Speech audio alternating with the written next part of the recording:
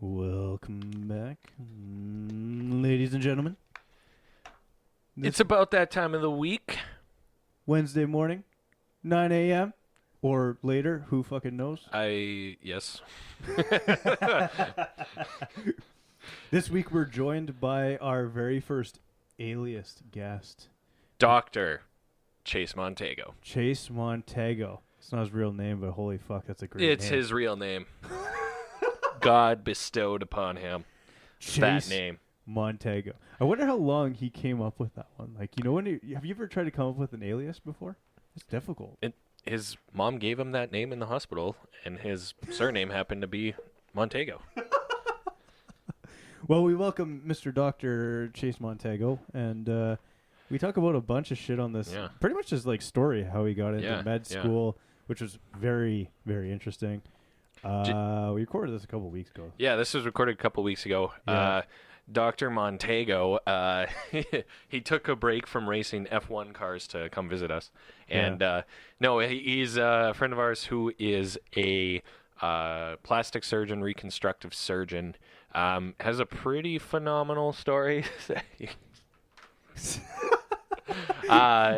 He grew up in you'll find out, abusive household, and had a lot of challenges growing up there, and made a lot out of it. We weren't laughing at her story. We were laughing at two girls, one broadcast walking back into the studio here. Yeah. Awesome story. He put that down.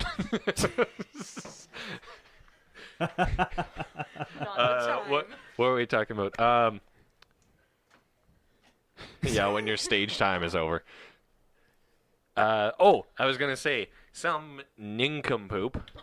Yes. Some Nimrod forgot the camera for this episode. Yeah. His name was Schmammus Tarrington. So sadly no video. Yeah, there's no video. No video this week, but I mentioned that solely because you miss a little bit of the context, because there were some winks, some nods with some of our jokes that audio only might go a little. You might miss out on him. Yeah. I don't know. Yeah, good guy with a pretty amazing story, and made the most of it, and it's pretty inspiring. It was a good time, a lot of fun. The picture that we're going to be using of him for the cover photo is how he dresses every single day. So, yes. Yeah. Let's get to it. We're not going to be allowed to do this anymore. Welcome to Long and Hard. I'm super complicated. He's here, right here, officer. Well, we already know that Tom has the biggest brain here. Yeah. The podcast you didn't know you needed in your life until now. I was 230 pounds. Nice. So much. We're all wearing jeans. There's so much piss on all these jeans. It just We're recording here. Now. Yeah, I'm literally like scratching my neck, rearing to go with this podcast right now. I gestured I was scratching something else, so. My belly. So how the fuck are you? I haven't seen you in like a year, man. Oh, so we're allowed to say fuck. Yeah. Okay, I've been immediately put at ease, so. It's been way too long. I remember last time I saw you, we were chucking knives in my garage. We were.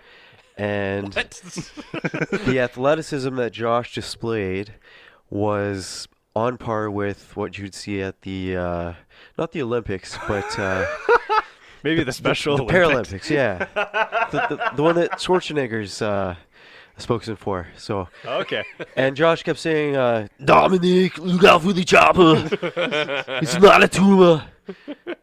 So it was a good time. Nice, I miss you, man. I miss you. I miss you as well. We need to do that again soon. Yeah. Bring Thomas over. I'll throw knives in your fucking garage. I'm intrigued. He has like fucking garage. He has a knife wall in his garage. It's a pretty legit target, and it's an amazing stress reliever when you get home from a long day at the hospital, and you're just listening to, because shit runs downhill, and credit goes up, and with each progressive very year, wise, actually. things get better and better for you. Yeah. But you still have bad days. So my wife knows if Kev's in the garage, or Chase Montego, whoever finds himself in the garage. Let him be for 20 to 30 minutes, and he'll come back in jolly as old St. Nick. And if there's any kids listening, Santa is fucking fake. So's the Easter Bunny, so's the Tooth Fairy. Whoa. This is the episode that gets us taken down. Yeah, our entire demographic just stopped listening. But Hallmark is legit, okay? I have shares in Hallmark, so buy your Valentine's gifts and cards and all that shit. Full disclosure. Oh, Yeah. Sorry, I signed an NDA. You need to scrap that. Holy fuck.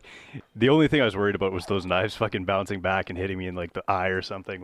That's what I was worried about. I was actually most excited about that.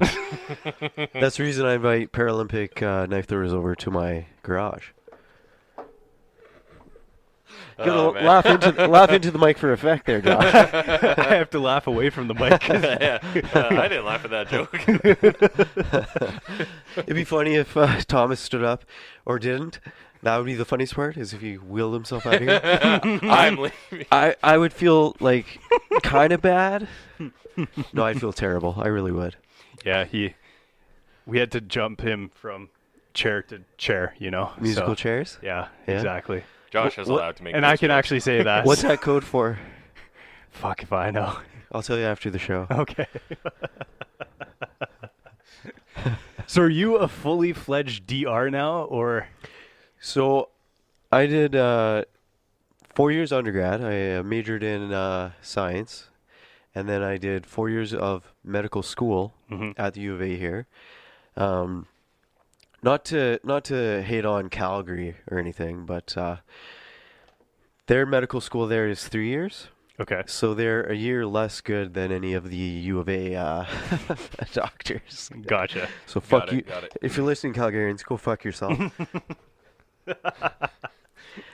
I actually had a buddy who he knew a very prominent Calgary Flames player. This is back in the day. Okay. So he knew her sister quite well. Okay. Had no physical attraction to her whatsoever. Mm-hmm. Grade 12, we find ourselves at a bush party, so out in the forest, pit party. He has sex with this predominant Calgary Flames hockey player's sister against a tree for the sole purpose of going to Oilers Flames games, and so he could yell, "Hey, so-and-so, I fucked your sister. She still has slivers." and it was the best heckle I've ever heard because it was true.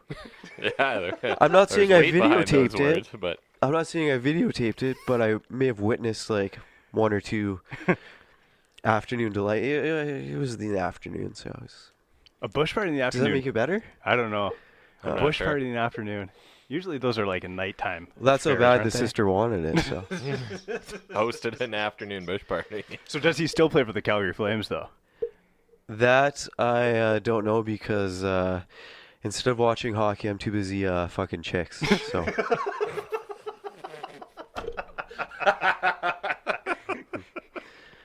I should say now I'm married with a child and another on the way. But I'm still, doing all right Yeah. in that regard. Congratulations, Awesome. by the way. Thank you very much. Congrats, Yeah. congrats. I've met the son, so The Viking, Jack. Yeah. Yeah, he's kids change your life. So to circle back to kind of my origin story. That's also a great segue Yeah. from the fucking to the kids change your life. Well, I wanted to drop a bomb right at the beginning and get anybody who's still listening tuned in and just say it's going to get raunchier, funnier, more insightful and profound than permanent slivers after being banged against an oak tree. He texts me, he's like, so I watched your podcast with Victor. Have me on. It's going to be way better. So Awesome. Victor, he did a great job. Yeah. And I say that as facetiously as I can. No, sorry, as genuinely as I can. Okay. I get those two words confused. No, he did a great job. It was very entertaining. But not to sound like an arrogant, cocky, pretentious prick, but after this podcast is done, you'll compare Victor's podcast, and you'll say, Victor, you really do sit on the shoulders of giants.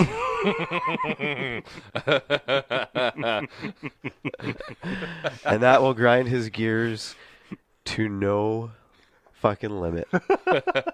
Awesome. They're gonna have to impound him. So he's Portuguese. You're right. He was telling us that.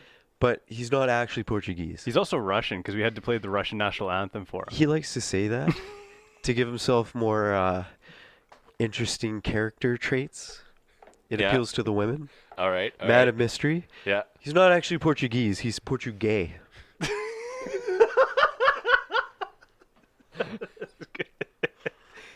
Sorry, the chord. That's Sorry. okay. So kids change your life, though. Oh, yeah. When I had Jack, my life outlook and perspectives completely changed. One more kind of throwback to the Portuguese is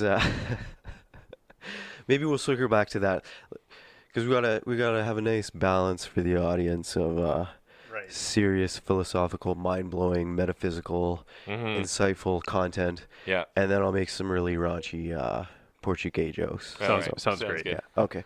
So yeah, I am an official medical doctor. So after the 4 years of medical school, 3 years in Calgary, which are, for the special needs, like they all ride the short bus to lecture in Calgary and McMaster. Yeah. Fuck McMaster if you're listening. U of A really is the best. Okay. Yeah. Okay. U of T is amazing. Yeah. Western is amazing. But U of A is, not to sound chauvinistic or misogynistic, and if anyone listening to this knows the difference between the two, misogyny and being a chauvinist, leave it. Do you guys have a comment section? Yeah. Yeah, we do. If you leave the correct definition, and we'll go by the honor system. You can't Google that shit. You just have to know it. If you can prove to me you know it, I will reward you with free boob job. Well, that's getting a little bit ahead of ourselves. That's a pretty big ticket item. Yeah, I mean, I was just going to say I'll have coffee with you and you can enjoy the grace of my presence. You still have to pay for the coffee, though, but I will be there. So. Just a disclaimer before I go on any further. As we'll learn as we continue, I had the opportunity at a young age to write my own moral code, and humility is at the top of the list. Yes. We can tell. I know that I've said a lot of things up till now that completely contradicts that fact, but no. Like, humility to me is one of the most important traits in people in general, but as well as your friends. And going through university, medical school, residency, dabbling in some cryptocurrency trading, you learn that humility and integrity are almost endangered species if you're thinking in terms of personality traits. Yeah. Okay. That's how important I view it. To get serious for a sec. Yeah. Now we can get back to the Portuguese.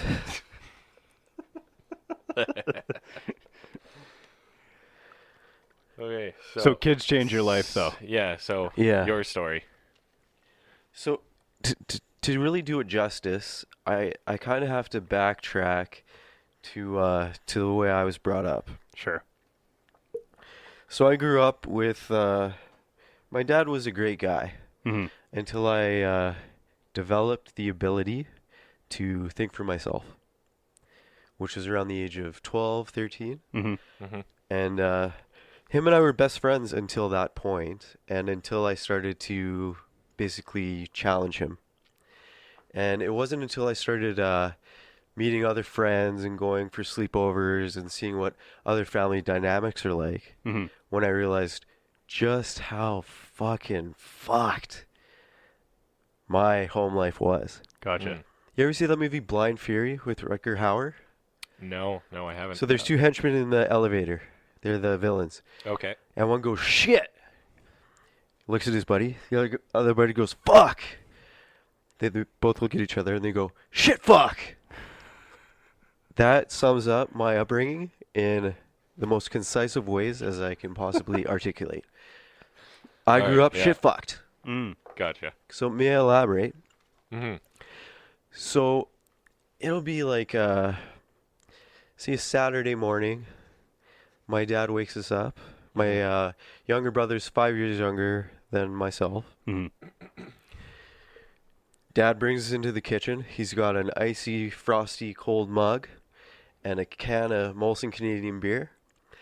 So I knew how to pour a perfect Molson Canadian can of beer without any more than like a CH of head. Yeah.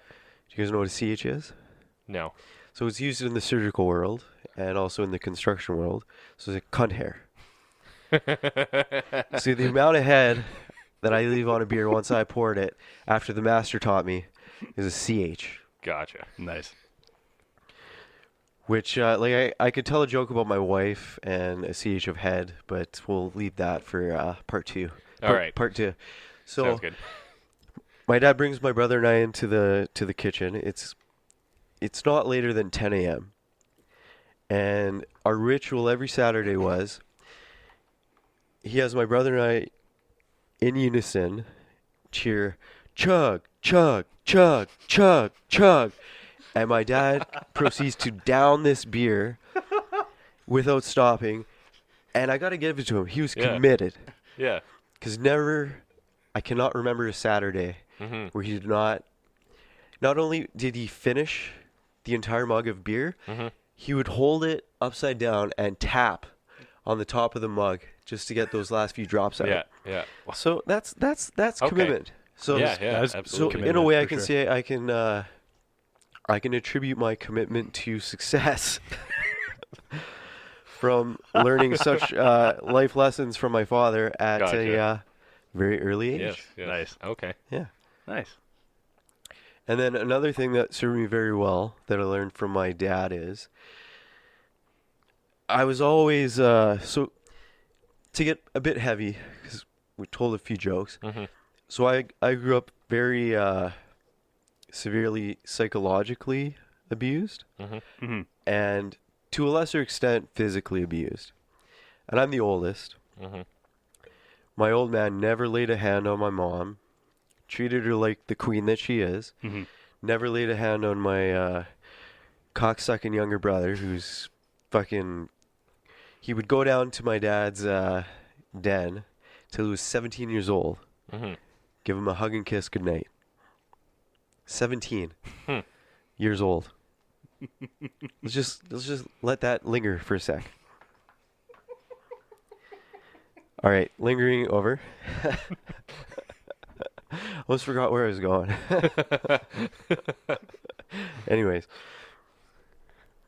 So yeah, we would have projects every weekend. So I'm 9 or 10 and we're building a deck, my dad and I. And he would say something like, okay, go get me the tool I need.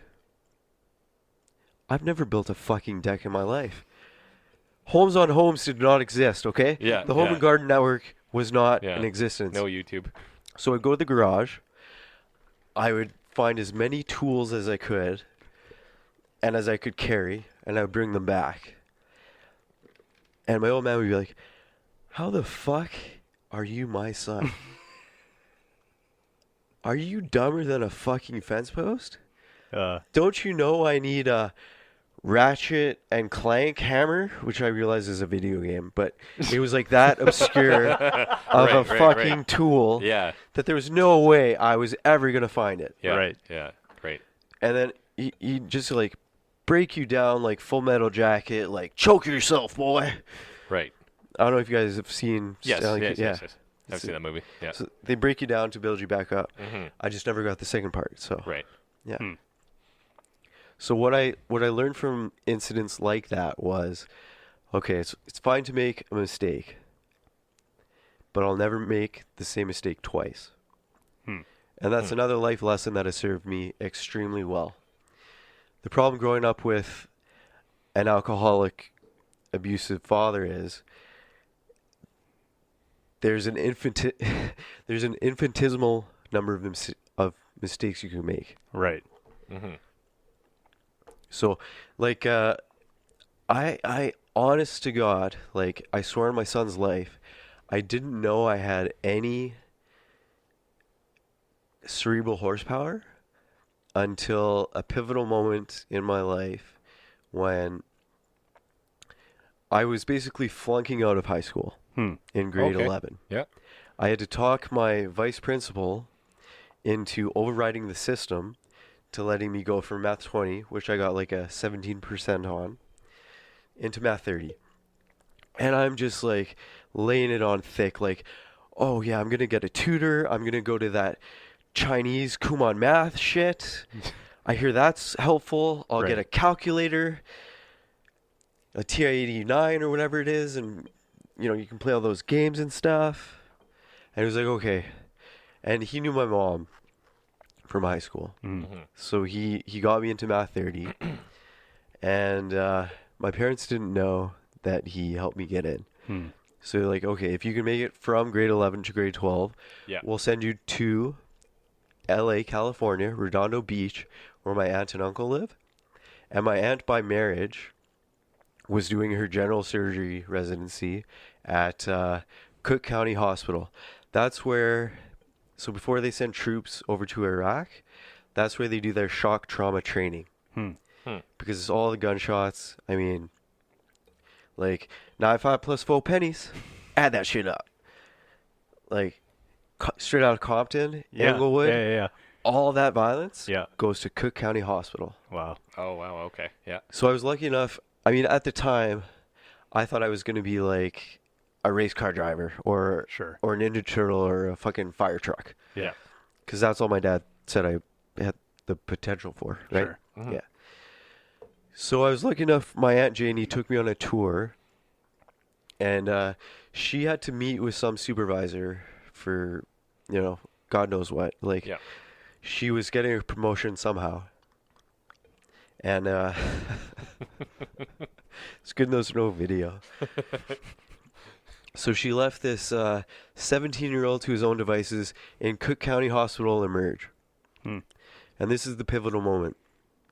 I'm walking around just looking, and I see this African-American woman, and I could tell she hadn't had the privilege of a bath or a shower in weeks, maybe even months. Okay.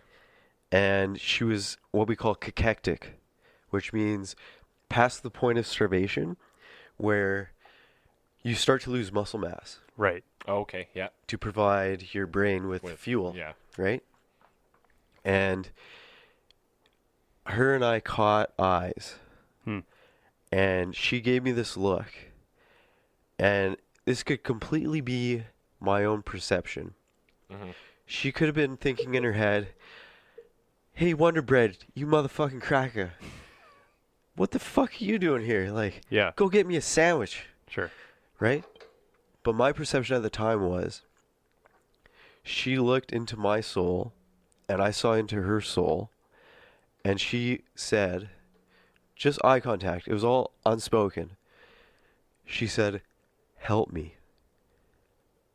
Can you help me? I don't care how big or small the gesture is. Can you improve my life somehow? Yeah. And like just repeating that, I get goosebumps to this day. Really? Yeah. And wow, it's highly unlikely she was thinking that. But just, I cannot put into words. And it was maybe 5 or 10 seconds that we were like locked on like tractor beam eye contact. Right. Yeah. And I felt utterly and completely fucking useless. More useless than my dad ever made me feel at any of the worst moments of my life. So, like, I had to digest that for a few days. Because I'm 17, right? Yeah, yeah. Chasing pussy, playing sports, skipping class. We've all been 17. Oh, yeah. Scamming vice principals into letting me into Letting you into the Math next 30. grade. Yeah. But a couple days later, I realized I want to become a man who has a skill set that can help not only people in society, but those who are most marginalized. And I looked at what it takes to get into med school. I'm like, okay, maybe I'll be a fucking stockbroker because, like, this is way too much school. Right. But then you take it day by day, right? Step by step. Not to get, like, TGIF on you. You remember that show, Step by Step? Suzanne Summers, Thigh Master? Huh? I think I'm picturing the right song. Yeah. Picture whatever you want, man, just so long as it's not me. You got it.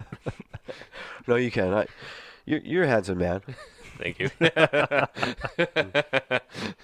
You're not Josh attractive. Okay. We'll need a survey. I don't know Leave a where I'm comment going with this, below, so but, back on track. anyways, Let's go back on track. track. Derailed. It's not bumper cars, boys. I don't even know what the fuck that meant, but anyways.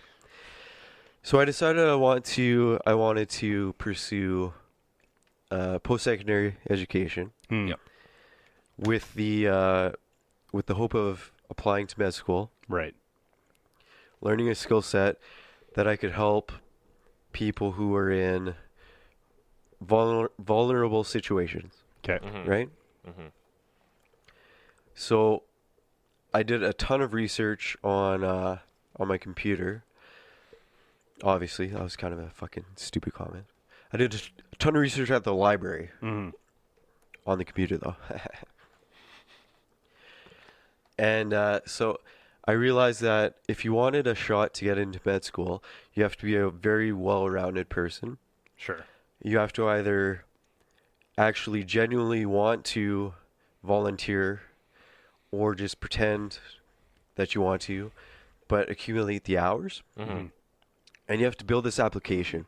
And it was so multifactorial, right? So you had to have leadership experience. You had to have volunteerism experience. You had to have, did I say leadership? You did, yes. You had to have double leadership experience. Like that counted for twice as much. Okay. It didn't. I'm just fucking with you. It did in Calgary though, because they, like I said, not only do they ride the short bus, they also wear helmets. And can't use pens, only pencils. Why though? Because they're Write racers. on themselves? Or? No, okay. they fuck everything up. You gotta I got it. Yeah. And they don't know how to use whiteout. They just eat it. Yeah. So much shade getting thrown Oh, at Calgary right now. I love it. I don't even know why. I like Calgary. Yeah. This podcast is always going to be Yeg. There's no way this We is will ever. have- We are Holla. never. We are will never probably going to get make no it listenership to Calgary. in Calgary. No, we're Or never going to Southern make it to Alberta. Calgary. Sorry if I fucked over the It's all Calgary good. demographic. Yeah, but we were planning on going long-term fucking international, longevity, and so- yeah. just think like long term. 70% of Calgarians are inbred, so they won't even be able to find the podcast. Okay, they're gonna be Morse coding. SOS, teach me how to swim. My parents are related. And that's Calgary's claim to fame. So back on track. Yeah. So how did you get into university then, with your grades being so shit? to So say the least? I buckled down. Yeah. And I'm like, I didn't even know if I had the capacity to do it. Because I still remember the first time my dad taught me to mow the lawn. And I thought I did a pretty good job. There was a bit of waviness. You know, like, you go after nice straight lines, right? The line wasn't perfect. Like I was a roofer between years in undergrad. So Okay. to pay my way, because my deadbeat fucking dad sure as hell wasn't gonna do that. I should mention he hasn't had a job in over 25 years. Oh, really? Yeah. Alcoholic, narcotic addict. Okay.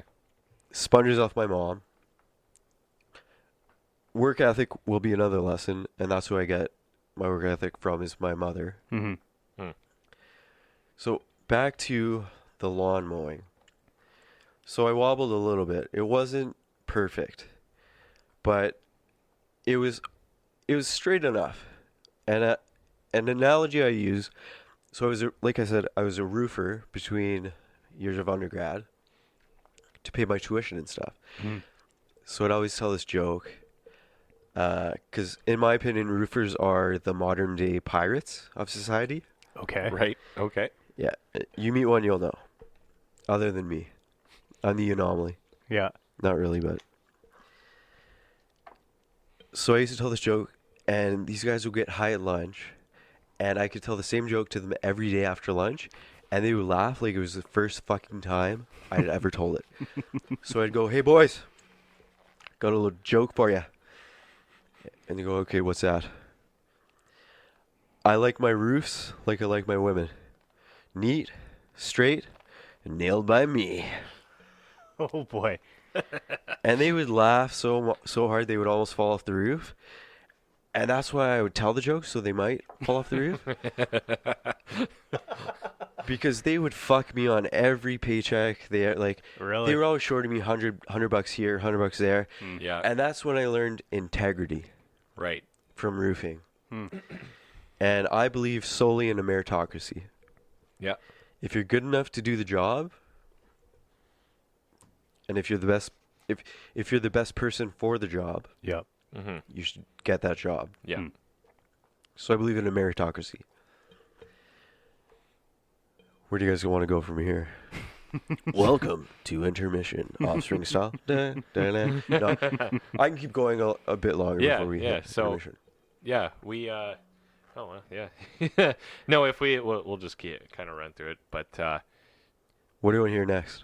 Well, so we got roofing in undergrad. Yeah. And then, so you didn't know if you had the capacity for education. I don't think I answered. Was it your question? Yeah. Yeah. How I got into university? Yeah, you buckled down pretty hard. Yeah. So I buckled down so hard, and I realized that I had a memory that I never knew I had, and I had the ability to, like you said, Josh, buckle down, and the work ethic that I witnessed every day, because my mom never missed a day of work. Never. No matter how sick she was, no matter what was going on in life, she never missed a day of work. Yeah. So I had the work ethic from my mom. I was just born blessed with a memory. And then I also realized if I practiced cognitive reasoning enough, it was a skill I could cultivate. So how do you practice cognitive reasoning? How don't you? I don't know. No, we were just practicing it. I was about to say, I think he just did it right there. Yeah. Oh, well, I'm dumb. Yeah. No, you're a lot smarter than you look. I look pretty dumb, so. No. You remind me of a Benjamin Bratt, but a Caucasian Benjamin Bratt. I don't. Who is Spencer, that? look that up. Who's Benjamin Bratt? He's like Benicio del Toro, but like 100 times better looking. And he's not Portuguese, he's Portuguese. Legit. He's a Peruvian American actor, producer, and activist.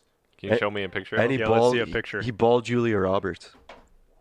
What? That's a sexy man. Is what I don't know. Is what a Okay. Portuguese No, would say. Yeah, I don't know who see that it, is. but I okay. don't know who that is, but I analyze faces Oh. for a living. yeah, you know what? Maybe. Okay. Anyways, yeah. Yeah. Throw a beard on him and we'll see. Yeah. If you could Photoshop that on and update us, thank you. So anyways, yeah, that misogyny and chauvinistic distinction, that offer's still on the table. Gotcha. I don't want people to forget about that. Glaze over it. Yeah.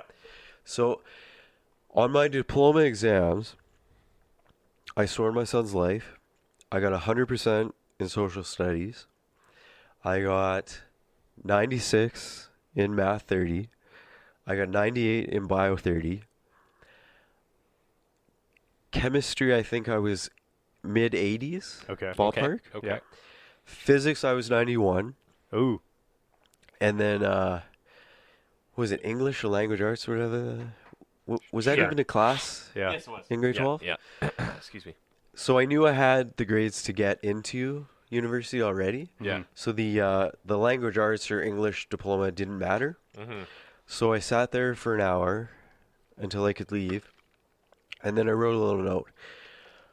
I'm really sorry that this is all I've written, but I just found out last night I knocked up my girlfriend, and she's pregnant, and this is like not true at all. Mm-hmm. So just please take sympathy on me and I don't know, like neutralize this diploma. I don't know. Okay. And it was out of boredom, right? Yeah. So I found the biggest reason grade 10, 11, first half of 12, I was bored in class all the time. Yeah. And I wasn't performing well either. Mm-hmm. Mm-hmm. I think that's a huge problem, though. And I would agree. yeah, It is. like people are, why am I learning this? The educational system as a whole, I think sorry to interrupt. No. Because you're the host, you're the boss. No. Interrupt away. You should have seen, folks, what he had me do before I was privileged enough to be asked on here. Now we're starting rumors. But, Now we're starting rumors. Have you ever seen Taxi Driver? You know Harvey Keitel's character? I'm his Jodie Foster. I just watched that the other day. Good fucking movie. So Josh I is really need to watch that. pardon me, folks. I'm Josh's Jodie Foster to his Harvey Keitel. and I'm hoping Thomas is the Robert De Niro to my Jodie Foster. I don't know. Hopefully, I need to watch this movie. You haven't seen Taxi Driver? No. Okay, folks, I'm out. Peace. Slam the mic. Yeah. Shit's over. He's currently taking off his headphones and Yeah, walking out of the yeah. studio right now. Okay, I'm back. I got a little sensitive. Sorry, guys. No, Back on we track. had to chase him out down the street, get him to Yeah. turn around, come back. So long story short, I get into university in sciences. Yeah. Thank fucking God. And I start to get this inclination that, okay, maybe I have something, between my ears. That my dad told me was just fucking like air. Right? So my first class was Biology 107. And it was at the U of A campus in ETLC. I don't know if that's still there or not. I believe so. Yeah. And you can fit 450 kids in there. Prof walks in like the ivory tower nerd he is. Like, do you guys know the definition of a true cynic? Someone who wears suspenders and a belt.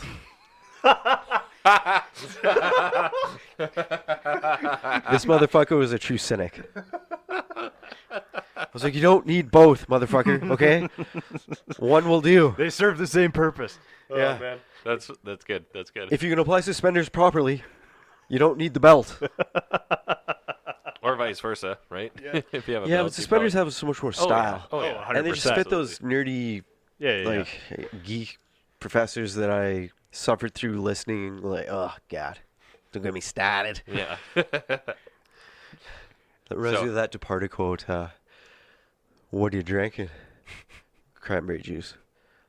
What are you on your period? I watched that movie just the other day. Do you remember the beginning when Matt Damon is fighting? They have that rugby match against the firefighters. Right. He's a cop. Yeah. And they lose to the firefighters. Right. So Matt Damon goes, "Fucking firefighters! First time in the history of fire or pussy, firefighters getting pussy." Fuck. I actually laughed so hard at that line. It's such a good. That's good. That's such a good movie. Yeah. Yeah. And the impression was better than the movie. Yeah. I thought it was good. It's not bad. It's a It's five. pretty good one. It's a Pretty 5 good out of 6. Yeah. 5 out of 6. I too rate things out of 6. Here'll be a 10 out of 10. But this will be my last impression. All right. And then we'll move on to more important things. Have we all seen Family Guy in the room? Yes. Yes. Okay. Hey, Chris. Want to come down to the cellar and have a popsicle?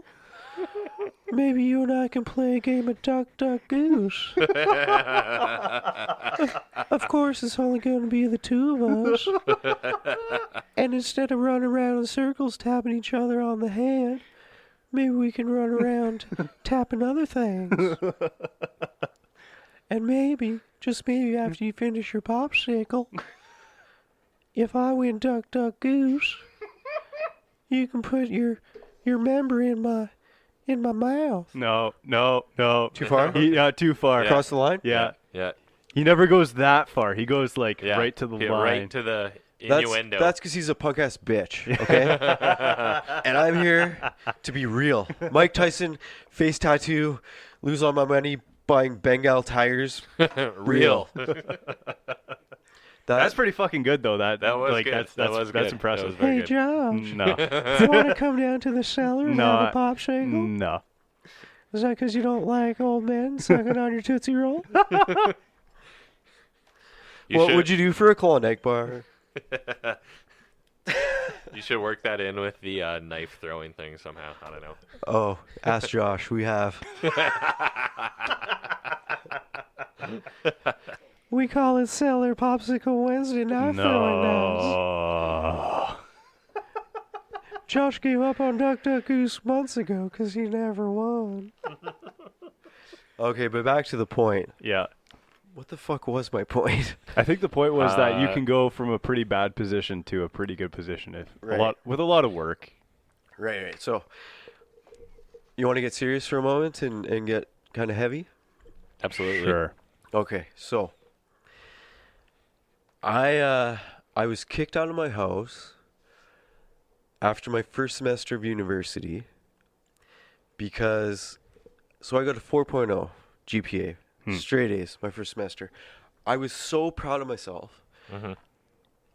And that's vain, but to everyone who's listening, I went to bed every night terrified I could not make the cut. Mm. And I'm not talking like, oh, I'm so scared. It was like I was actually like shivering from fear every night. And so when I actually was able to achieve straight A's in my first semester, I was so happy. And I wanted my mom to know. Yeah. And I wanted to set a good example for my younger brother. Yeah. Mm. That I printed it out off Bear Tracks, put it on the fridge. Not just one magnet, 2 magnets. Yeah. Deucerona magnets. And then it was up for a day, and then I found it crumpled up in the garbage. And my dad had ripped it down in alcoholic angry rage. Like in high school, when I would come home at 4:30, there'd be 24 empty beer cans on the counter every single day. So that's what I was dealing with, right? Okay. Yeah. And to speak to why I was so terrified if I could make the cut was bringing it back to that first university class I had in Bio 107. That belt and suspenders motherfucker. The very first question he asked is, how many students in this class want to go into medical school? Everybody puts their hand up. Every motherfucking nerd in that classroom put their hand up. Yeah. And I'm looking around thinking like, these are kids who studied in high school. Mm-hmm. Yeah. These are kids who did IB. They went to Old Scona. Yeah. I was too busy like fucking chicks to do IB, right? Playing sports, fucking chicks. Like, those are my priorities until I realized, you know what? That African American woman, I'm going to use her as like a symbol of motivation. Yeah. Your guiding light. And to pretty this much. day, like my Northern Star. Yeah. If I ever deviated, Yeah. if I ever doubted myself, it was always like, if it was ever midnight and I'd been studying for 6 hours straight and I was getting tired, Yeah. I would say, no, I'm going to study one more fucking hour Yeah. for that lady. And it actually was very, very effective. And so to anyone out there listening who wants to accomplish something, but you're not quite sure you have the capacity or the ability or the motivation, I can give you so many strategies on how to incrementally work your way up to achieving almost any goal you want. aside from being as cool as Josh, unfucking attainable. I've tried. And if I can't do it, if I can't do it, maybe Thomas can, but no other motherfucker can. Thomas is cooler. Oh, thank you. There Josh. you go. No, you're cooler. So cool. So that noise was that Josh just made was is it a Humvee or no? So give us the so give us those techniques though. What would you say? Because that's super effective. Is so picture what you're working for. Yeah. And seeing that so clearly. So for me, it was a trial and error process. So some stuff worked really, really well that I use to this day, and some stuff didn't work at all, and I just like eliminated it. So right off the bat, I would say, don't ever let yourself rest on your laurels. So if you do really well on one exam, don't relax. That should only make you fucking hungrier. So every success you achieve, you gotta keep that fucking eye of the tiger. Like Apollo Creed said to Rocky. Don't lose that fucking eye of the tiger ever, because as soon as you do, there's 2,000 other kids in my case who wanted to get into med school just as bad as I did. So before I talk about the strategies that worked best for me, when all those motherfuckers put their hands up in that first lecture I ever had, I slouched down in my chair and I just wanted to disappear. And I was like, what the fuck did I get myself into? Right. Like, maybe I can be a nurse if I can, like, I don't know, fit a tampon in somewhere. Like, they have tampons for men, don't they? I don't know. I'm unsure on that one. Well, I thought asking Thomas was the right guy to ask. Just busting your ball. Yeah. Oh man, we should be filming this. Yeah, I wish. Get back on track. Back on track. So then I got angry. And I'm gonna bring my wife into this eventually. Yep. Because for years, my driving force was unmitigated bloodlust, Dexter, dark passenger, rage. That's what motivated me to succeed. Because maybe it was a 45, 50-minute class. By the end of it, I was sitting straight up, and I looked around the entire lecture hall, and I said, okay, they might all be smarter than me. But none of these motherfucking ass clowns, to quote my hero Stifler from American Pie. Oh, yeah. We need to bring that back, ass clown. Yeah. That's underused. We need to bring American Pie back in general, but yeah. Well, follow me out to my truck, and I'll... Is Blueberry okay? Thomas called dibs on Dingleberry, so... Yeah. I did. We talked before this, so... fuck. By talk, they mean Portuguese. Hey, Thomas. So... Want to come out to the Denali? So why were you so mad about it, though? Like, what made you so angry? Because I was brought up to believe I was never going to be anything. And that I was never capable of being anything. And it was almost like my revenge was going to be to say, fuck you, Dad. You thought I was going to be a fucking garbage man? Now I'm the fucking best surgeon in Western Canada. So that was one aspect. The other was that sweet African American lady. And so, like, people are not dichotomous, okay? People are not black and white. You can do bad things, but be a good person. You can be motivated by rage and by love. It doesn't have to be one or the other. Right. But for the first few years of university for me, it was just blind fucking unmitigated rage. And So I looked around the room and I said, I might be the dumbest guy in this lecture hall, but no one in this lecture hall will study harder than I will. So that was my strategy from the beginning, is I'm going to be the hardest working motherfucker. And I have a theory on the concept of self-sabotage. Because because we've all had instances where we set goals for ourselves and we self-sabotage, right? For sure. So this is just my take on it. So all those 8 people out there listening. We're up to 10 now. Thank you very much. Hey. Holla. Charlie Murphy. The darkness. Anyways. What was I even saying? You're going to study harder than everybody else. To everyone out there. Yeah. Self-sabotage. Self-sabotage. Yeah, so this is my take on self-sabotage. Take it with a grain of salt. I think self-sabotage takes root in fear. And it's fear that if you actually tried as hard as you possibly can and you still don't make the cut, that's terrifying. Yeah. That is absolutely terrifying. So I was victim of this. I was self-sabotage a lot because I didn't have the courage and the guts to try as hard as I possibly could, put everything I had into it.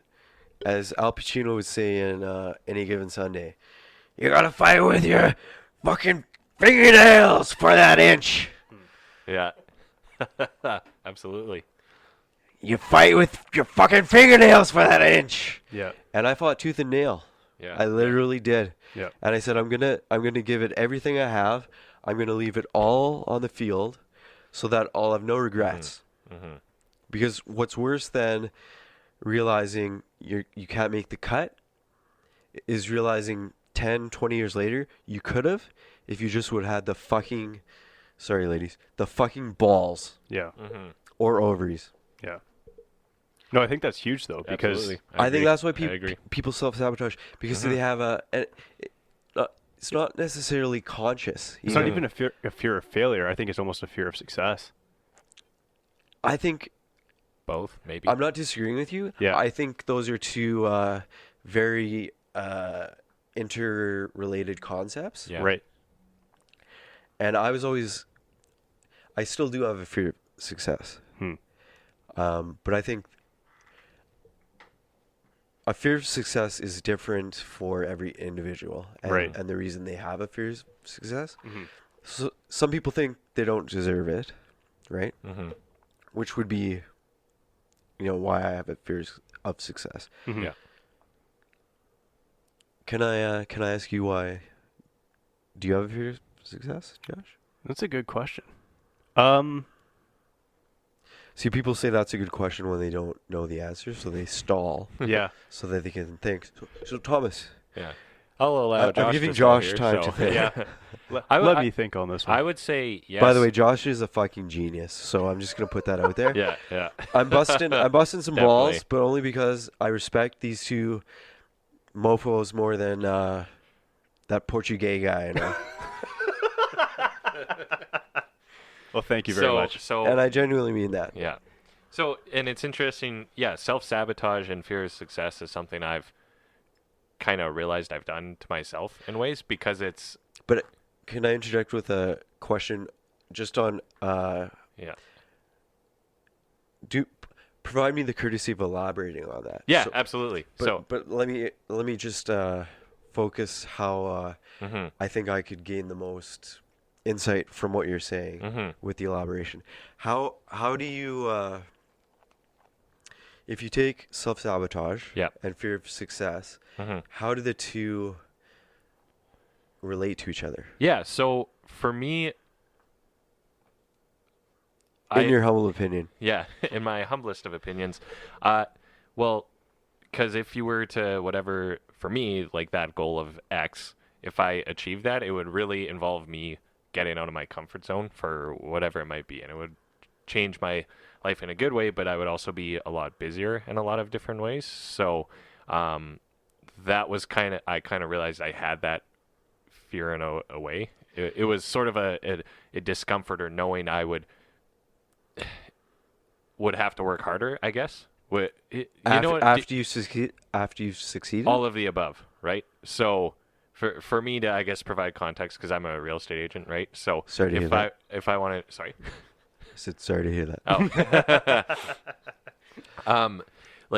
For transactional goals that I have in a year, if I was to get to, 30, 40, 50, whatever, right? Right. To get to those top numbers, yes. So to get to those top numbers, like 40 is... That's a pretty good fucking year. Is it? Okay. 40 is top 5% in Edmonton, just for reference. Okay. So 40 in a year, the busyness that would come with that would require me to...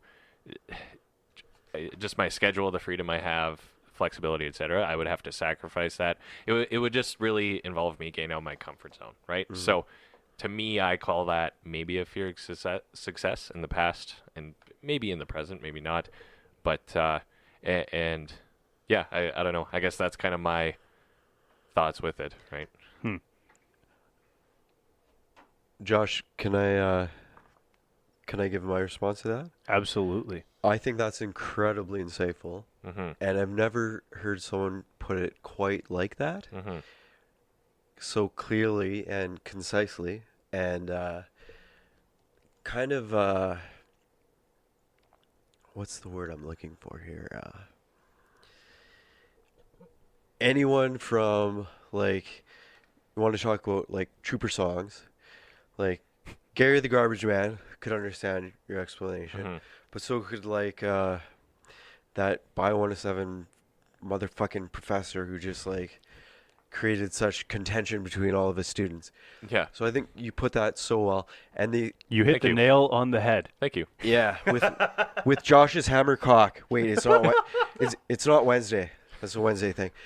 But they say one of the truest signs of intelligence is being able to explain something that anyone can understand, whether they're fucking Stephen Hawking. I hope I don't get hate mail for that, because hasn't been 21 years yet, so 21 and a half years. 20 is that the number? I think it's 21 and a half, or something like that. Yeah. Anyways. Yeah, they say one of the truest signs of intelligence is you can explain the most complex of subject matter or topics or concepts to anyone. Mm-hmm. Yeah. Because you understand it so well yourself that you can do it by either analogy or not you don't come down to their level, but you just understand how to phrase it in such a way that they will understand it. Right. To the extent that you do. Yes. And that is a rare talent. Mm-hmm. Oh, well, thank you. I appreciate that. You're welcome. And hopefully that seemed like a good, coherent answer. Of course. All right. But I might, back to dick jokes. No, I'm just kidding. Look, it's a dick but smaller. If we had video, you'd know who I'm pointing at. It's not the guy with the beard. Oh shit! You guys have beard. I wasn't. That was my bad. My bad. I didn't mean that. Was that serendipitous or? He's pointing at our producer. Yeah. With egregious apologetic misogyny. Wait, what?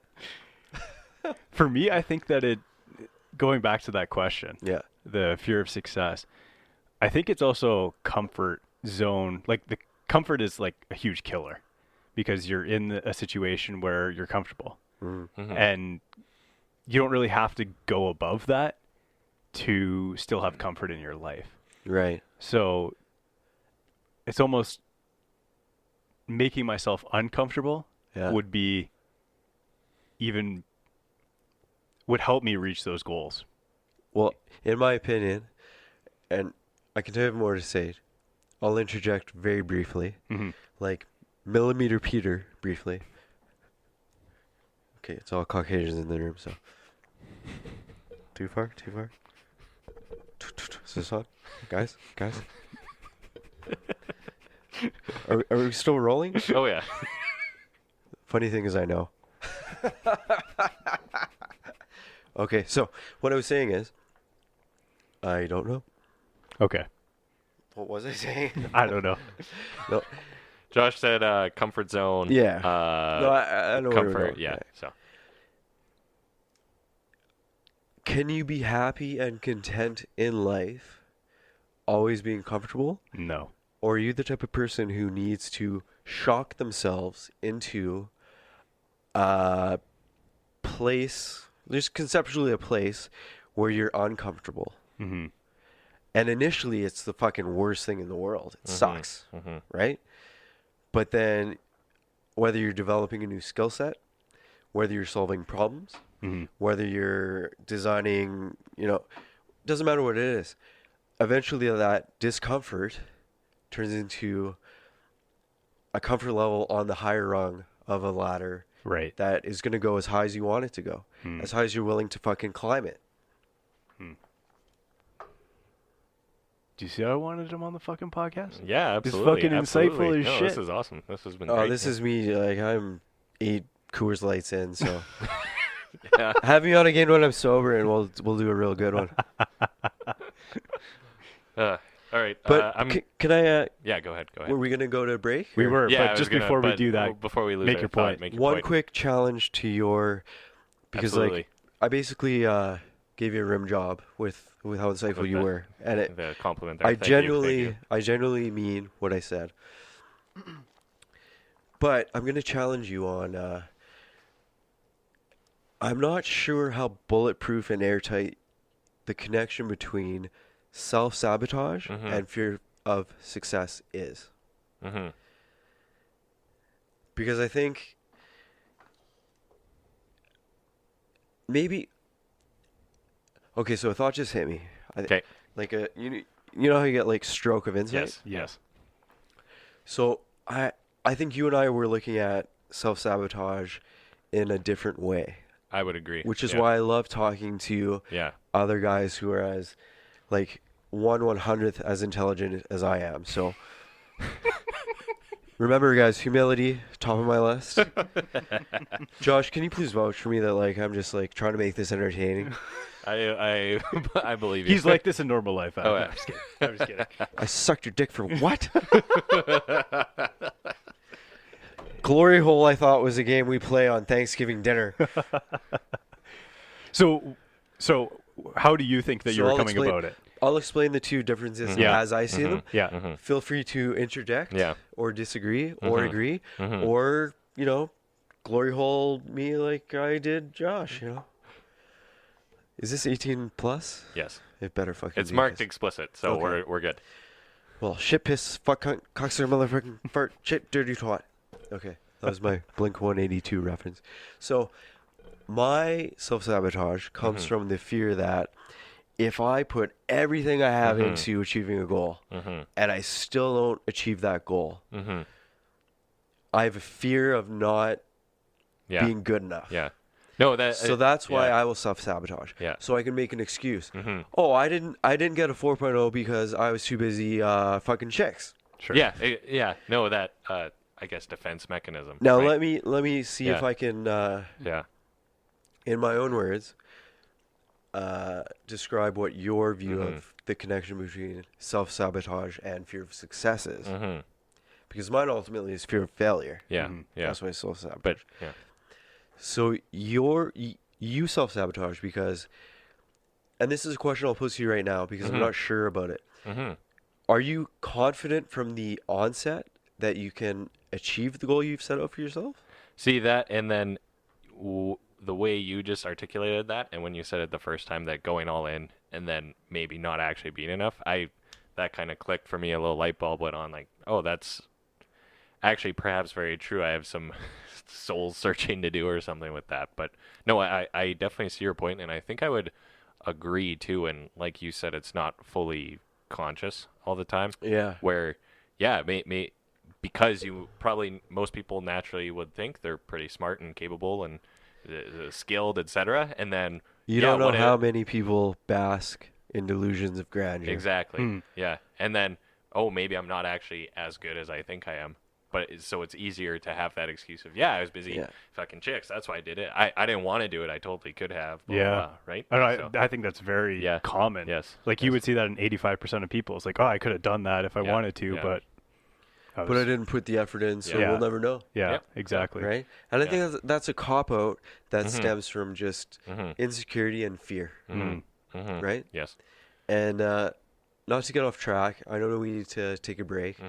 I will bring this full circle within... okay, so it's 2 minutes past gay, so give me another 1 minute. All right.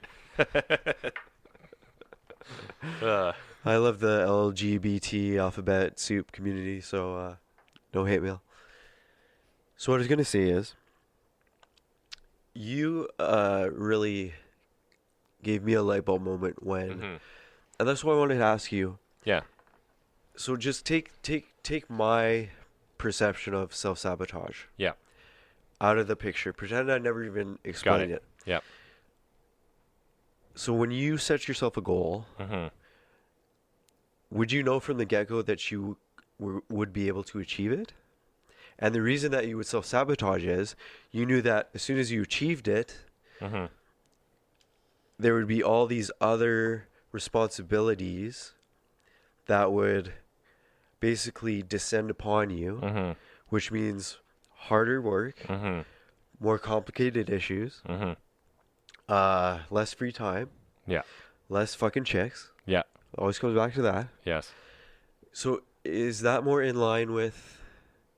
Because I have a great anecdote, because our producer loves Seinfeld. The co-creator of Seinfeld, Larry David. Yeah. When he found out that Seinfeld was picked up, he laid in his bed. Have you heard this story? I don't know if it was for 2 or 3 days, and he was just mortified. Which is odd because he just achieved his singular most important goal he's been working towards for his whole career. And he achieved it. And he's like, fuck. Now I have to make 12 episodes? What the fuck? How the fuck am I going to do this? Yeah. Sure, I achieved my goal, like, but now what? Like, so he felt like a fraud. He felt like a phony. Right? But he reached his goal. Yeah. Is that at all in line with what you were describing? Or did I just add another level to that shit? So did I just take that shit deeper? You're saying, or your question is, would I get there and then say, holy shit, what the hell do I do now? Is that... Well, when you were describing self-sabotage because of fear of success, it was because you were afraid that once you hit your success, it was only going to mean even more responsibility, even more work, even more external factors controlling you, potentially. Yeah. Because achieving a goal doesn't always mean freedom, right? Yeah. So I'm just doing a... Did I understand what you're saying? Yes. Properly? Yeah. I would say you did. Yeah. Okay. And I think you and I are kind of looking at the same thing and just two different routes to it. Because I'm not saying I only have ever had fear of success in my life. There's certainly fear of failure and what you just described too, right? So it's just, I don't know. It's a lot of routes to the same destination, which is self-sabotage, what we're talking about specifically, right? I want to thank you on air right before we go to commercial break. Oh, wait, that's not for me to say. Sorry, hosts and producers. I guess I'll just go fuck myself. It's a super bad reference. Yeah. No, but I want to thank you, Thomas, because I've only ever looked at self-sabotage from the fear of failure. And I've never seen it as people actually self-sabotage because they're afraid of succeeding. Because what came after success for Larry David? A ton of work, right? Metric fuck ton of work. Yeah. And sure, he wrote a wicked pilot, but then you have to keep producing consistently, show after show after show after show. Yeah. And he almost quit. He almost was like, no, fuck it. I'm just going to go do stand-up shit.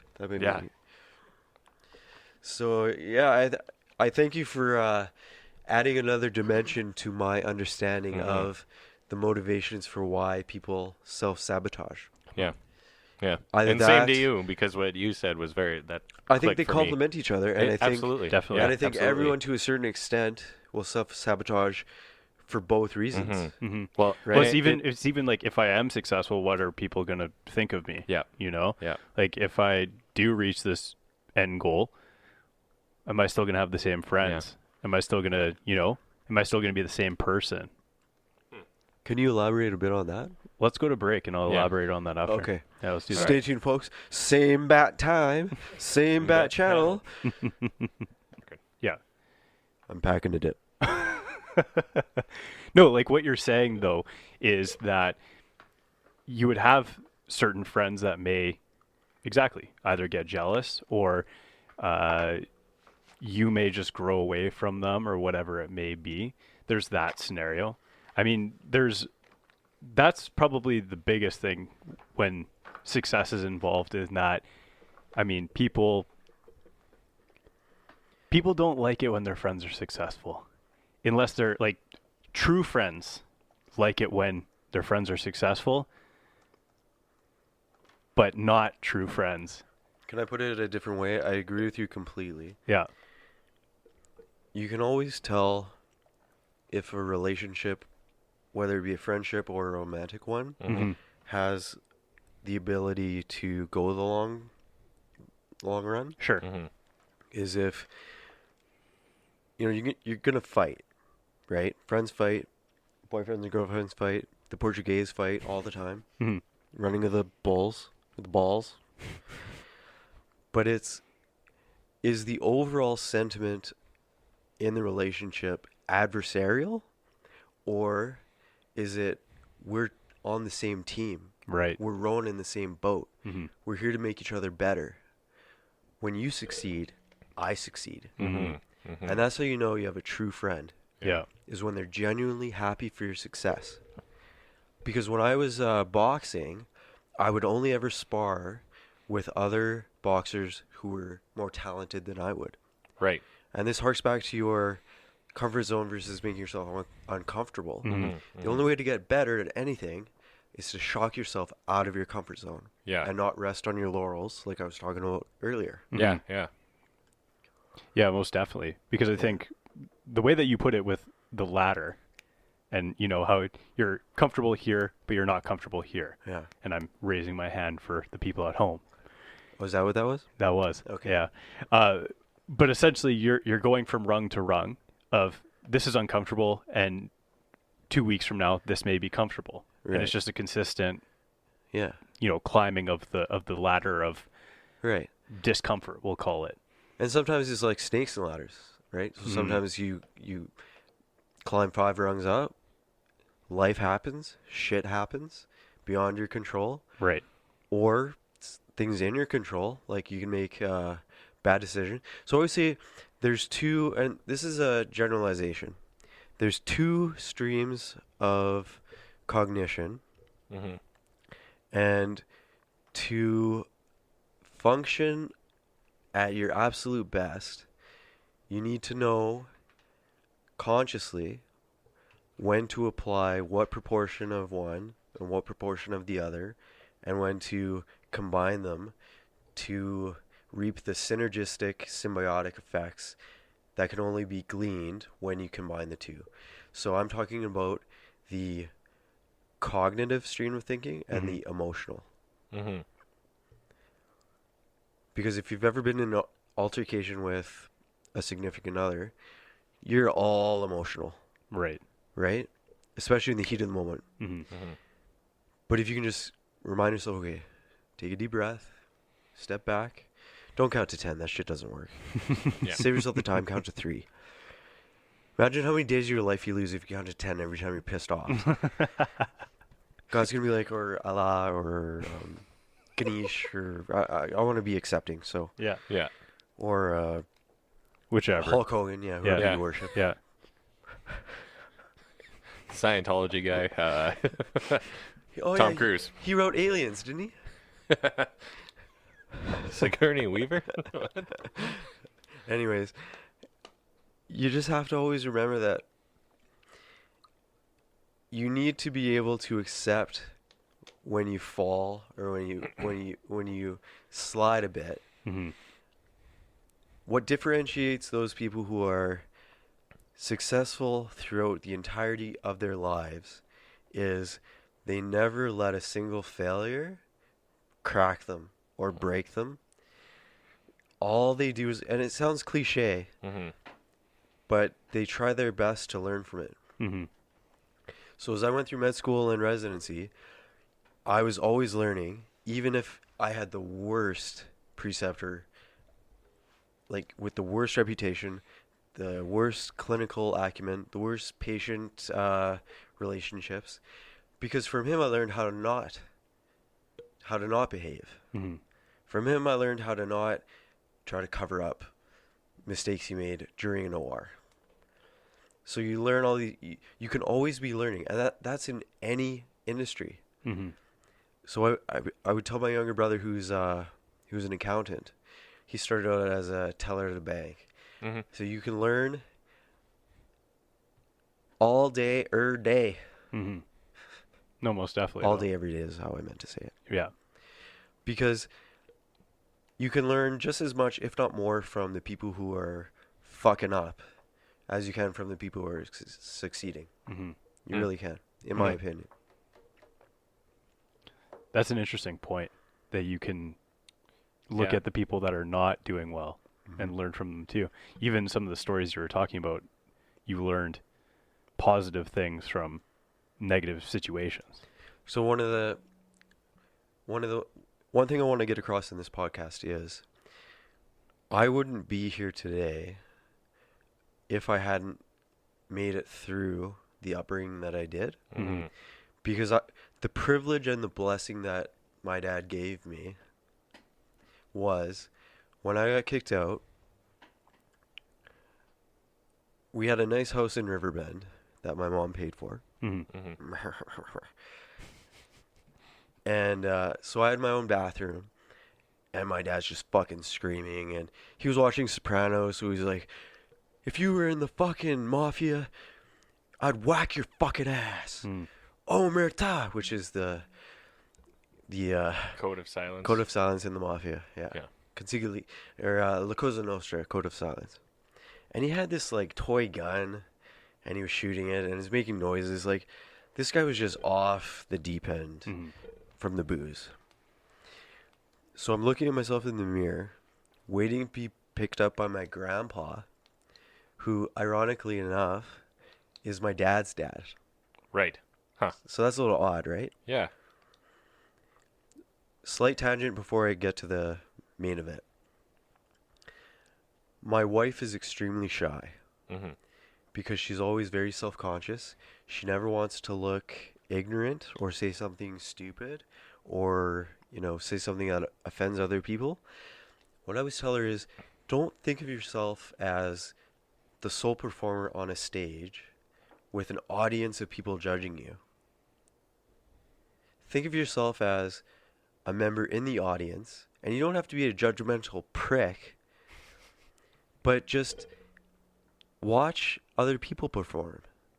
And you can provide constructive criticism.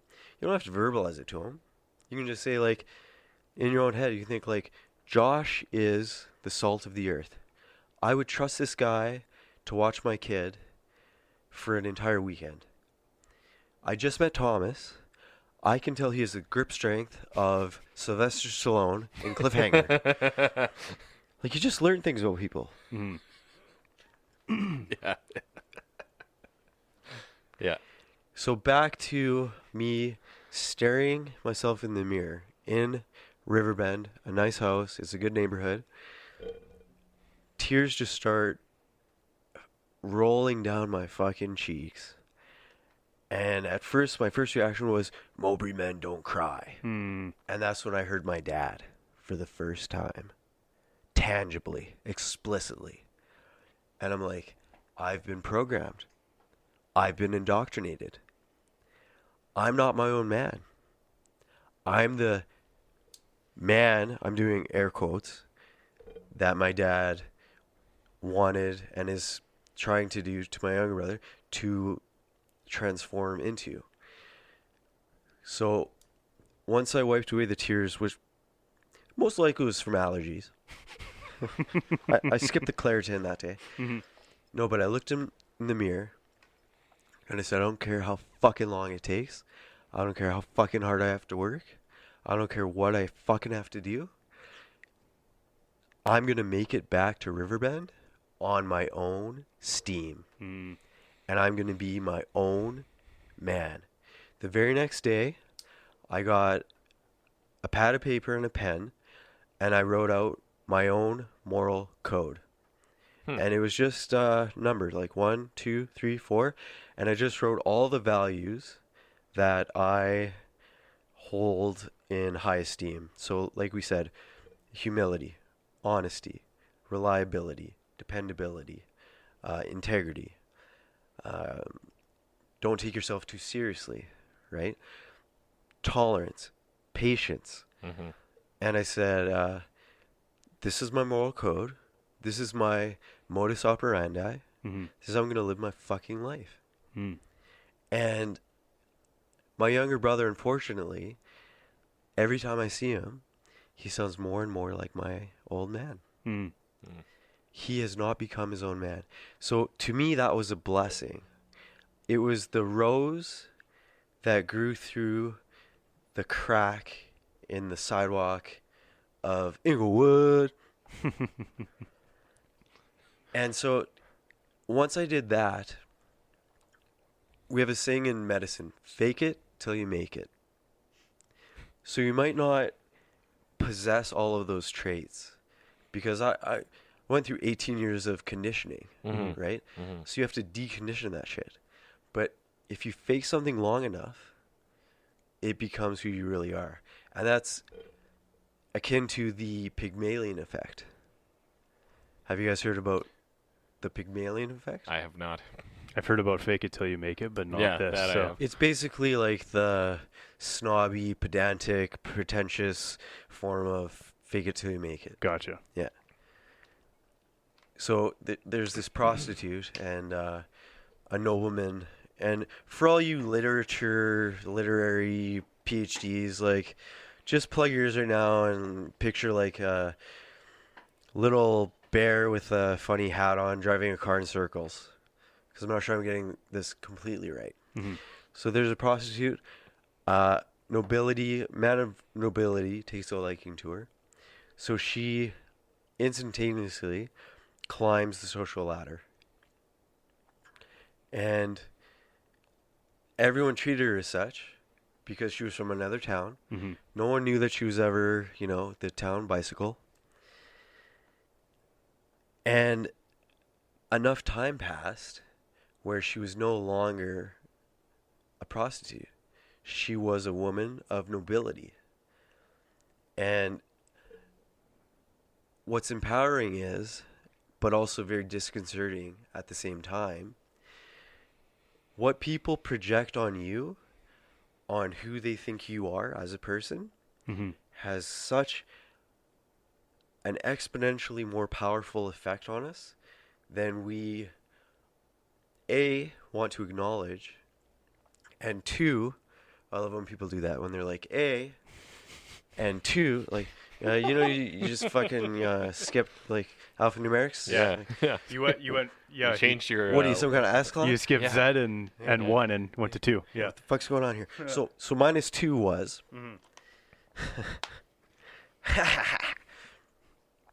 -2 was... What was A?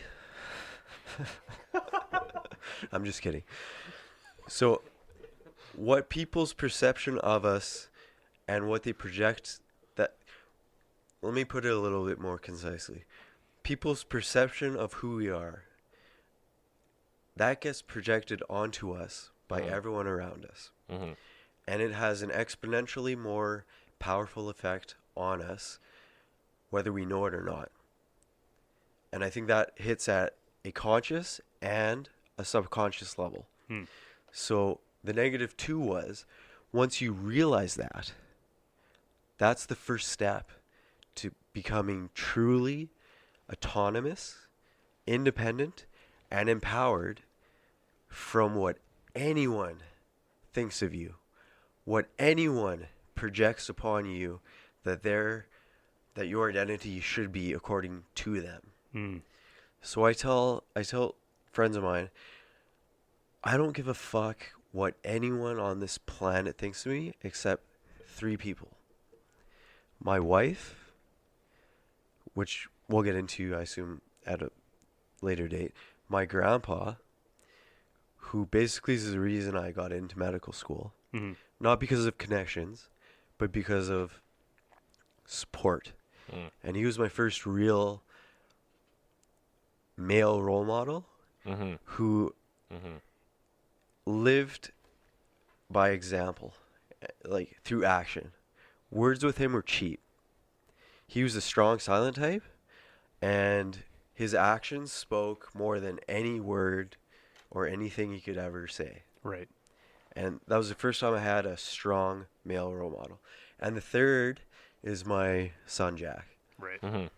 Those are the only 3 people on the entire planet who I will ever give a fuck what they think about me.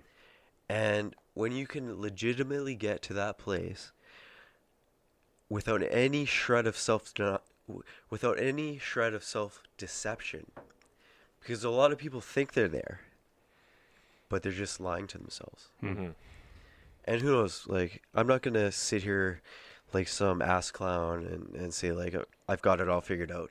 Maybe I'm deceiving myself. Right? What I can tell you is I'm deceiving myself orders of magnitude less than I was 10 years ago. Yeah. That's pretty powerful for sure. It's freeing, man. Yeah. Like, it changes the way you react with the world. Like, I always tell my wife, she tells me a lot of stuff too, so it's not just one way. But I was like, Laura, don't let your environment shape you. Shape your fucking environment. You be the agent that grabs the, so to say, bull by the fucking horns, and you shape your environment. Don't be a victim or a product of circumstance. There's that great quote, of thine's own mind is made a heaven or a hell. So it doesn't matter what is thrown at you. It can be the most tragic, fucking devastating event you've ever encountered. Life is all about perspective. Yeah. And you can either view it as, okay, yeah, this is tragic, it's terrible, it's devastating. I'm going to grieve. I'll never be the same. But I'll never be the same because I'm going to look at this like a blessing in disguise. And I'm going to learn from this. And it's not going to weaken me. It's going to make me more resilient. It's going to make me more adaptable. And it's going to make me stronger so that when the next tragedy hits, I'll be better equipped to deal with it. And really brief quote is, smooth seas don't make for skilled sailors. That's why this whole new generation of like participation badges and all that shit. Yeah. You're not doing kids a favor.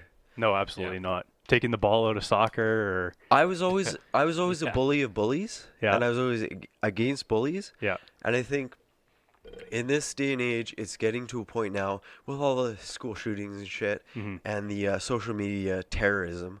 But bullies are good to a certain extent because they teach you that that's what life is. Yeah. They prepare you for entering the workforce. Your boss isn't going to kiss your ass. No.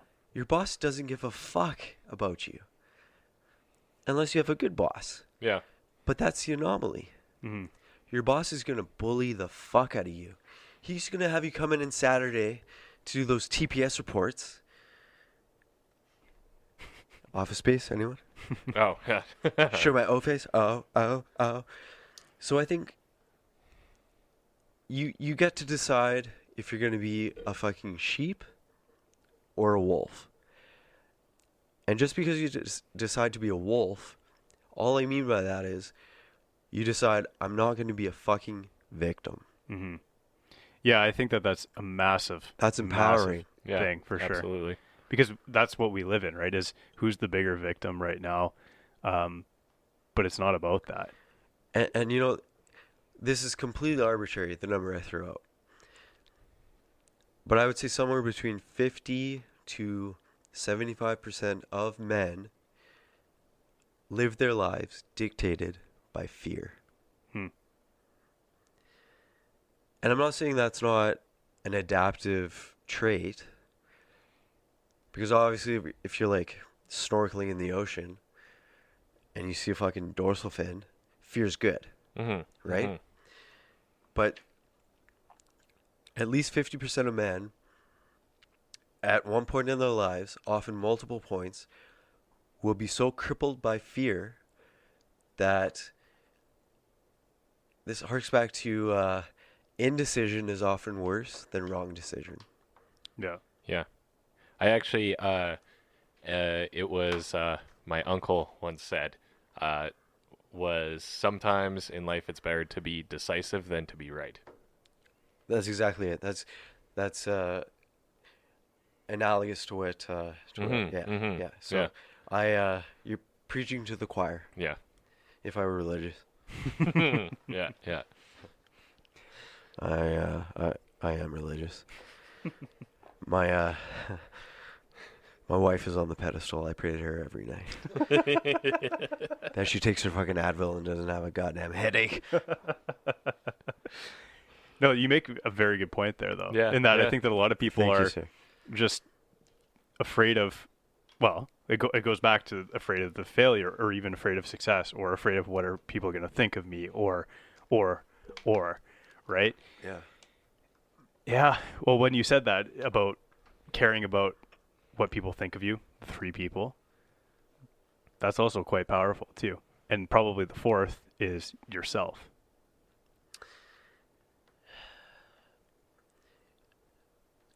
You know, you're the first person to ever say that to me.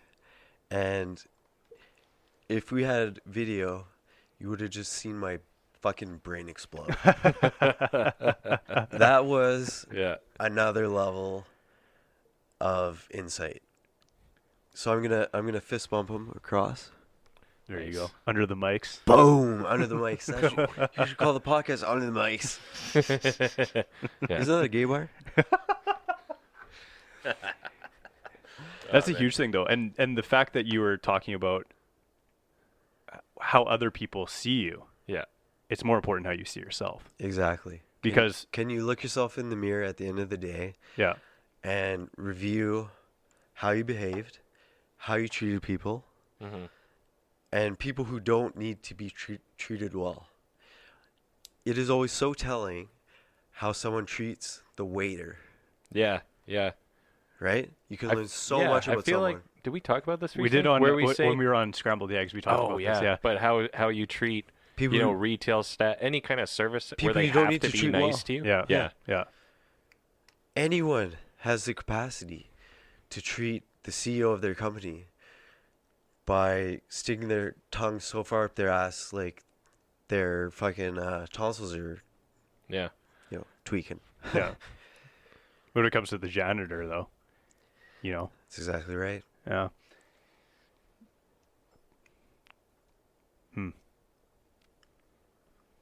I Yes. have one more thought. Absolutely. One more and we'll wrap it up. Let's do Is that. it wrap up time? Yeah. Yep. Do we have outro music? We could. Oh, I was just curious. No, we do That's not. when Josh says, "You know what happened to the motherfucking cat, Kevin?" One more thought. Okay, as soon as I think of it, I'll just kidding. In the meantime. So no, I after probably 12 years of fighting tooth and nail and clawing with your fingernails for that inch. And anyone who hasn't seen Any Given Sunday with Al Pacino, Jamie Foxx, directed by Oliver Stone, I believe. I think you're right. Yeah. Have you guys seen that? Have you all seen that? Yeah. Spencer, Yeah. look that up. They call me Willie Beeman. I send the lady screaming. That's like the antithesis of my sex life. Did I tell you guys? Did I tell you guys my wife and I recently got into S&M to spice it up? No, you did not. So she sleeps and I masturbate.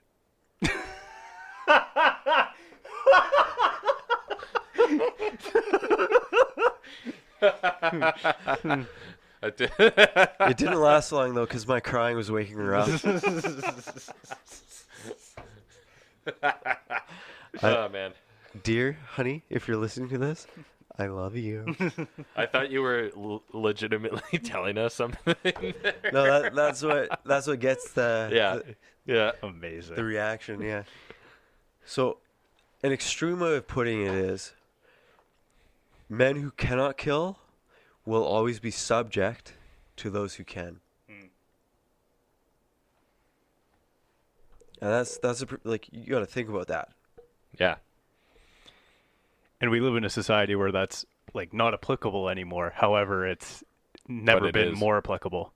Exactly. Yeah. It's just applicable in a different context. Yeah. Right. In the workplace, right? But like I said, I think a good way to finish, if I can offer this notion of how to finish, is to address what you said that blew my fucking mind grapes. Like you said mind grapes, now it's just fucking wine. Grapes make wine, right? Last time I checked. Yes. Yeah. I don't drink wine. I'm a man. I drink beer. Colt 45. Inglewood. Yeah, so to address the, when you said, would the fourth person be you? Mm-hmm. Like, I will be thinking about that for days. Hmm. But my initial response to that is, when I wrote out my moral code, my modus operandi, my life manifesto, which, side note, don't ever let that get stale. Always be revising it. Mm-hmm. Right? Yeah. Always be updating it. Always be adding to it. If something on there is acting as an anchor, holding you back, eliminate it. Right? But to address what Josh said, which, like I said, my skull is full of Pinot Grigio or Rosé, or whatever the fuck the ladies on those Sex of the City shows drink. I don't know. Is because I wrote out that moral code, Mm-hmm. and every day when I woke up, I would read it, and I had it memorized by the end of the day, because my memory is fucking like, well, it's pretty good. pretty good. That was for a producer. Larry David reference. And a lot of those morals and ethics that I wrote down, I did not possess those when I wrote them down. They were all things I wanted to possess. So it was a list of the man I wanted to become. And I can honestly say, without a shadow of a doubt, because this was 15 years ago. Sure. Yeah. Because it's something you really have to work at every day. Mm-hmm. You cannot take a day off. Mm-hmm. You cannot take fuck leg day. It can't be like that. Yeah. You have to work on it every day. You have to seek out examples where you will be challenged. Like, okay, it'll just be easier to lie in this situation. Right. No, on my moral code, it says honesty above all else. So you tell the fucking truth. Mm-hmm. And then you document that. I can't tell people strongly enough how valuable it is to document your progress daily, weekly, monthly, yearly. Like set daily, weekly, monthly, 3 6 month, 12-month goals, and put them in a place of prominence where you see it 50 times a fucking day. Right? So I can humbly say that after 15 years of working my ass off, I can honestly say I don't give a fuck what I think about myself anymore, because I have such steadfast conviction in the notion that I will never stray, I will never compromise on my moral code that I've worked so hard to cultivate, that it becomes almost moot, for lack of a better. So it's like you almost don't have to think about it because. Exactly. Interesting. But it's not easy. Yeah. And it takes years and years and years. And if you go a month and you slip back into deceptive ways or being vindictive, because kindness was at the top of my list. Yeah. Because can you guys imagine the temper and the anger management issues I had being raised the way I was? Yeah. I believe it. That was the biggest hurdle for me to get over. And it wasn't until I met my wife where my motivation for studying turned from rage. Let me put it this will be another maybe 1 minute. Is that all good? When I met my now wife, I would wake up in the morning with a smile on my face. And that was foreign to me. That had never happened. Because first thing I would think about is her. And my wife is such a beautiful human being. She does not have a vindictive bone in her body. She is the epitome of selflessness, generosity, and kindness. She almost radiates sunlight. Like she has an aura of brightness around her. And I was like, so I know you guys can't see this, but I'm extending my arm span. So if I'm on the far right, maddest, meanest, most vindictive, fucking asshole, and then Laura's on the other end, like Mother Teresa. She brought me closer to the center than I think anyone else ever could have.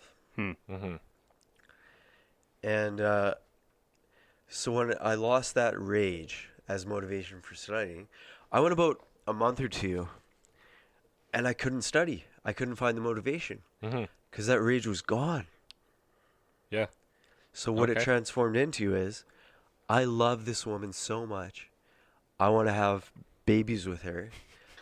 And I want to have a career where I can provide her with everything she needs or wants. And same with our kids. Yeah. So then when I began studying out of the motivation of love,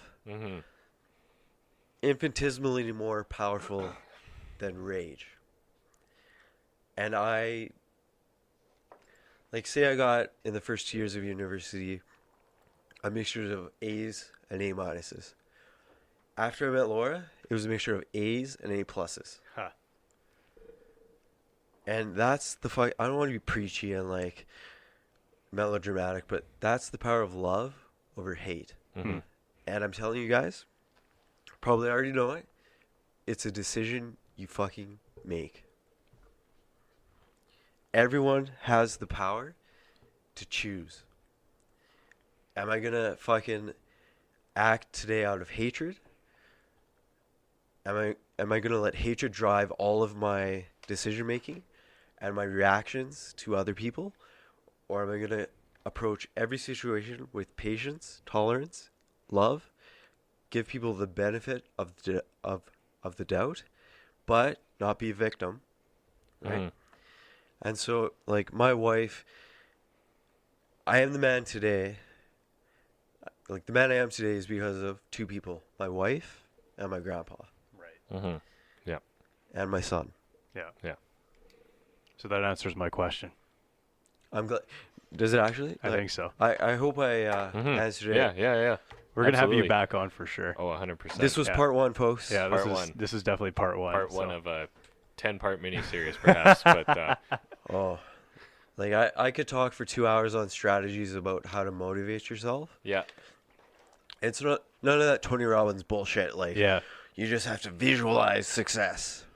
Like, that can help, but it's fucking weak sauce. Yeah. Oh, yeah.